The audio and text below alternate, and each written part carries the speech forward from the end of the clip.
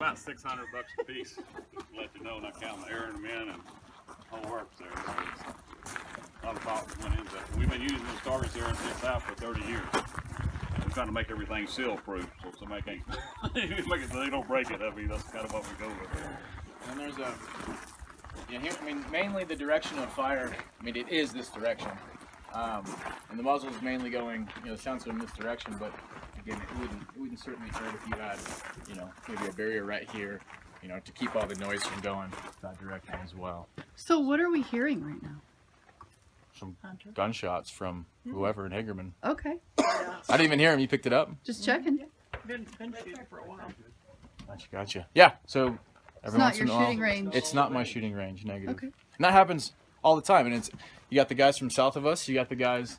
I mean, it happens all the way throughout, especially this time of year where it's duck hunting season. How many duck clubs are in the vicinity to this area? I could try to name them off. There's the Buckeye Club about a mile south of here. There's the Stevens Brothers Ranch about 3/4 mile south. There's the Curran Club about a mile and a half southeast of here. There's Billingsley Bay Ranch. There's the Curran, then there's the Billingsley Creek Ranch. There's 4. What else we got?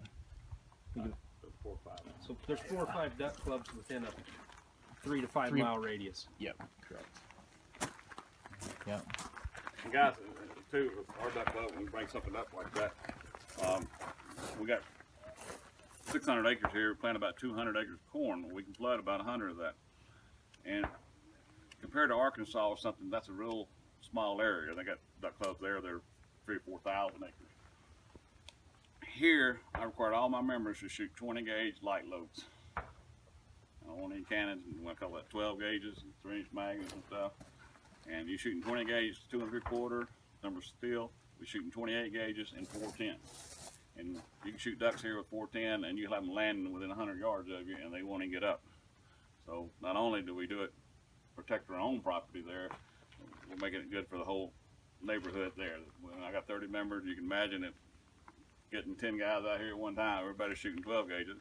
We got one of our neighbors over there. I mean, I can walk out on my front porch, and every morning he shoots a shot about every 5 minutes, it's all day long, and it shoots a loud. It's gonna sound like a darn howitzer. And my guys, you can't even hardly hear him, and that corn muffles a lot of sound too, and that standing corn. So we do that for our own benefit and for the town's benefit too. Now, do your duck club members also use the range, or is the range closed off when you leave? Yeah, so it's closed. So Okay. I'll do I still do the community enhanced concealed weapons permit on typically the 4th weekend of each month. Okay. And I still do that here, but in years past I've used the range in the city of Hagerman during that time. So if I can convince the old man to do it, he'll let me do it a couple more times in here. But usually it's closed. And now in the March time though, I mean, I treat the members just like a regular client. Just because they're duck club members here doesn't mean they get free access to the range. I mean, it's a totally separate business. So if they come down, and a lot of times they do, they want to work on their shooting before the duck hunting season happens. It's just like a regular client that, has more of a friend nature to it. But I don't treat them any differently. Okay. Yeah, his membership does that. This is totally different. This is Houston's deal. Duck club's my deal. And a lot of the guys are shooters. They want to learn how to shoot, so they will take a course from him, but they pay him separately. They don't have anything to do with the membership. And that was a question as well. What does the membership entail? Right. And the membership it's $1,000 for the 8 months I'm open, and you can come down essentially whenever you want.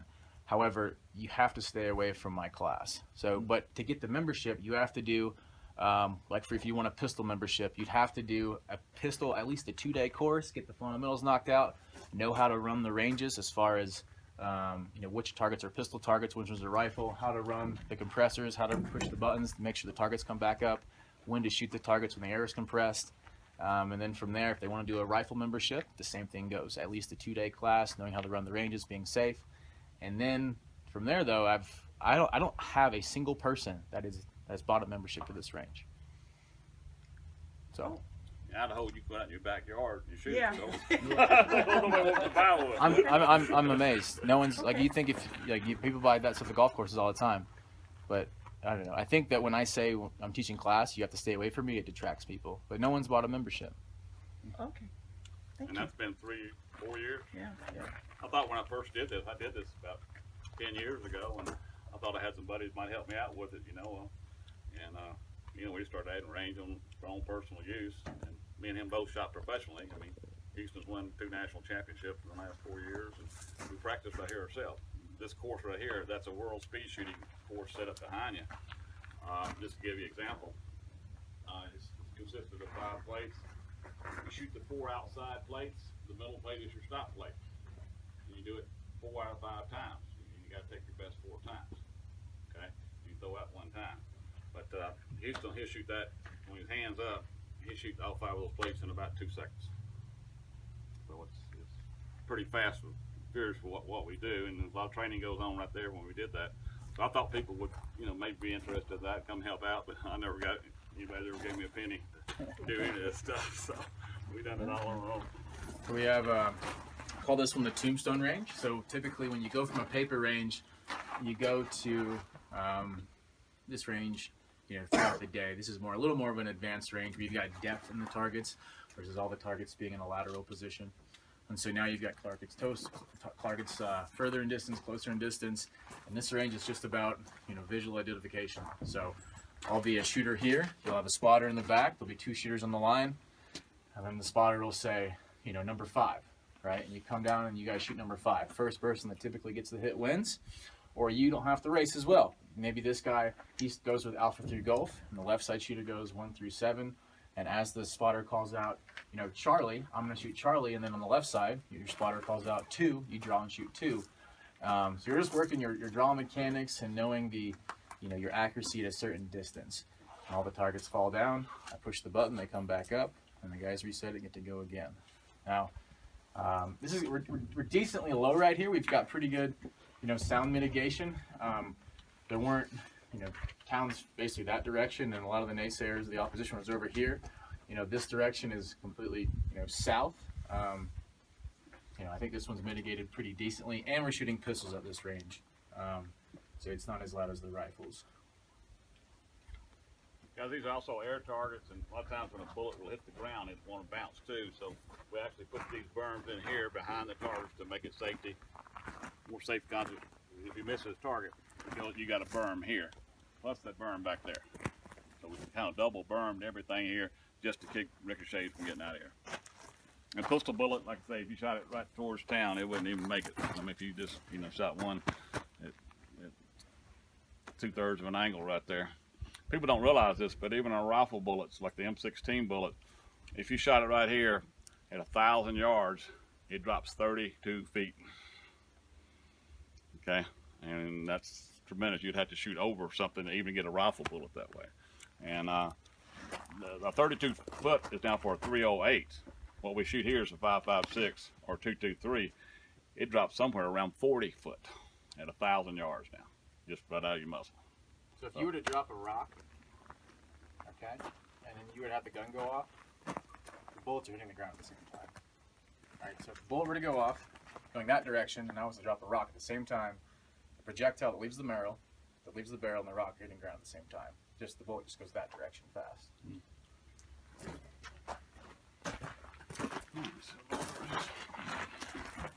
A question for the sound. When you shoot a gun like this, how much of the sound will travel in a wave pattern and how much will follow a direct pattern? I guess. What's your... Well, generally, I don't have the ability unless, we set up in the University of Florida doing something like this where they're having microphones in a circle around the gun. That's generally not how it's been tested. Okay. For many years now, basically since the 70s. So it's really hard to say, and that's all going to depend on, what the sound is bouncing off of, things like that. But that's just kind of difficult.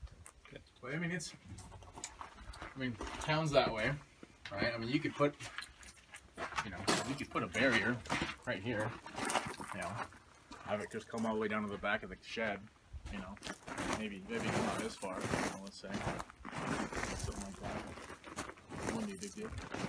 Well, you're shooting pistol bullets here. They're not, Yeah, pistol bullets are. I don't think the pistol bullets are what's the deal. I think the rifle is what people are mad about. I think it's that range in particular that they're mad about. But Justin, so we had some people talking about the waterfowl hunters and that sound isn't a big deal with waterfowl. What the decibel? Do you happen to know the decibel of, say, a 12 gauge shotgun versus a? I haven't generally. I mean, generally, what I do is rifle, pistol, and I do a lot of stuff for sound suppressor companies. So they want to know, you know, the decibel reduction of their products. And so, you know, the furthest I'd ever tested until Monday was 96 feet, and that was like, you know, a study of how far a guy could huck a hand grenade, and could he hit somebody with a suppressed rifle if he could tell the direction of the shot. That was the furthest. I see. But the equipment is still the same. Sure. It's all on the A-weighted scale, and it's all, you know, a fast, you know, you're measuring for the fastest peak and rise time you could find. And shotguns generally, I don't get to measure those. They're not used for military solicitations, etc. Plus, a lot of times, I don't know. You would probably be the expert. I mean, what angle are you guys shooting ducks at? I mean, you know, I'll be, you know, pretty good up angle. and out. So, Yeah, I mean, I looked that up, the decibels on the shotgun the other day, just for doing it, just between 410 and 28 and 12. And there again, depends on your barrel length, depends if you're shooting a magnum load. The decibels of a shotgun for 410 is about 152, okay. and they go all the way up to 170 to 175 with the magnum loads. So they're right in the same area. Yeah. Like a pistol's what, 155-ish, and the rifle's 165. So you're talking. Not a lot of difference between any of them. Well, the other thing to take into consideration too is, you know, a rifle bullet at these ranges, it's not so much of a problem. But you know, even like say you do put a sound suppressor on a gun, what you have is you have a projectile that's breaking the sound barrier, and you're getting sonic crack, and so you're hearing that for the distance that it's traveling. You know, you can hear that in the mountains if you're hunting, whatever. You can hear it across the canyons. Here at this short range, it doesn't really get a chance to break that sound barrier, so you're not getting that type of noise either. So you're getting mostly just the gunshot itself. So Any questions on this one?